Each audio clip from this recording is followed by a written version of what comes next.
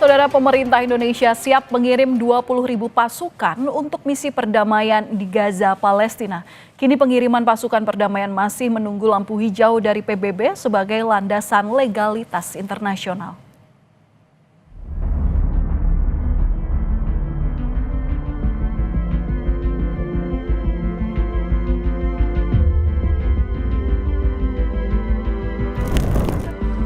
Resolusi Dewan Keamanan PBB terkait pembentukan pasukan stabilisasi internasional di jalur Gaza membuka ruang pelibatan pasukan asing dalam upaya menciptakan perdamaian di tanah Gaza.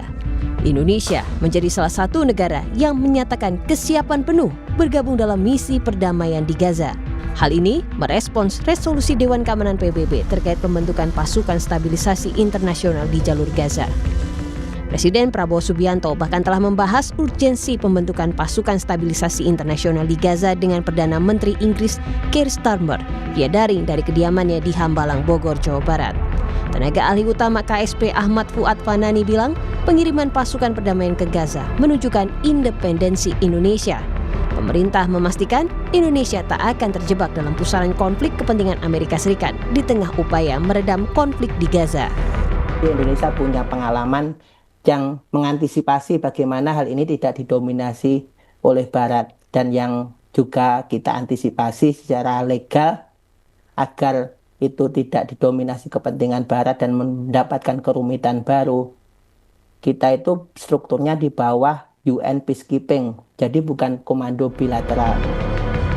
Wakil Ketua Komisi 1 DPR RI Dev Laksono menyebut nantinya pasukan perdamaian Indonesia akan lebih banyak berkontribusi pada misi kemanusiaan dan rehabilitasi di Gaza. Tujuan untuk menjaga perdamaian, untuk melakukan rehabilitasi kepada masyarakat Palestina, membangun kembali pemukiman dan juga fasilitas umum, fasilitas sosial dan juga roda perekonomian masyarakat Palestina yang praktis hancur, luluh luntak akibat konflik selama 2 tahun terakhir. Wujud bukan hanya kepedulian, akan tapi kesempatan untuk kita menunjukkan kemampuan kita dan juga solidaritas Indonesia terhadap masyarakat Palestina. Presiden Prabowo Subianto beberapa kali menegaskan kesiapan Indonesia dalam misi perdamaian di Gaza.